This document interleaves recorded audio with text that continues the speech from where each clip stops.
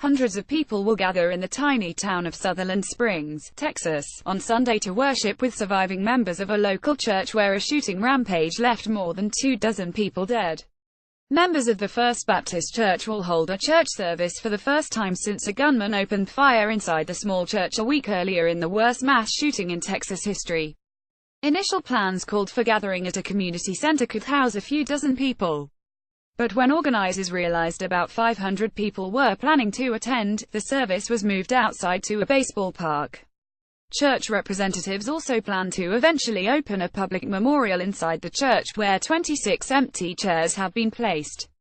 Authorities have put the official death toll at 26 victims because one of the 25 people killed was pregnant. Church officials have said the building will likely be demolished. On Saturday, about 100 people gathered outside the town's community center to commemorate Veterans Day and to honor the shooting victims, nearly half of whom had ties to the Air Force. Maybe this will start the healing process that will get Sutherland Springs and Wilson County to put this horrific tragedy behind us and look to the future, County Judge Richard Jackson, his voice breaking, told the crowd, which included first responders and law enforcement officers. Jackson, the county's top administrator, thanked the first responders and others who rushed to First Baptist Church in the aftermath of last Sunday's shooting, which also wounded about 20 people. What they saw there will affect them the rest of their lives, Jackson said. The gunman, Devin Patrick Kelly, died of what appeared to be a self-inflicted gunshot wound after being shot and chased by two men who heard gunfire from the church.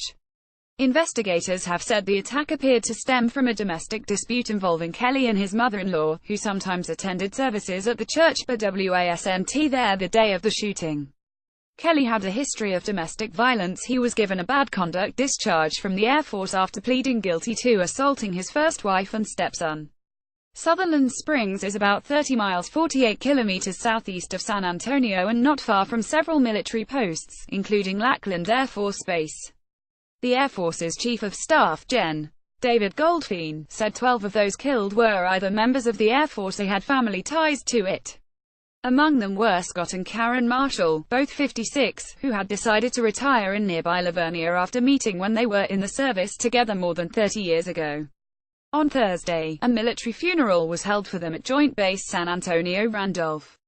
On Saturday, two silver hearses carried the bodies another couple, Therese and Richard Rodriguez, to a small cemetery on the edge of Sutherland Springs following a funeral. Retired Chief Warrant Officer Mike Gonzalez, who led Saturday's Veterans Day ceremony, said many veterans choose to in the San Antonio area because of its deep military ties, and families tend to migrate to the city's surrounding rural areas. We come here to enjoy life, to get quiet and to raise our children, he said.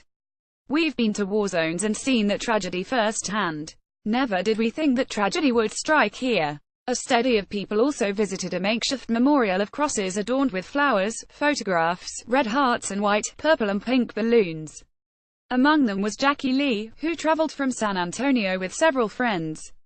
It was on my heart since it happened, she said. I needed to come to show the community some support, to show these people some support.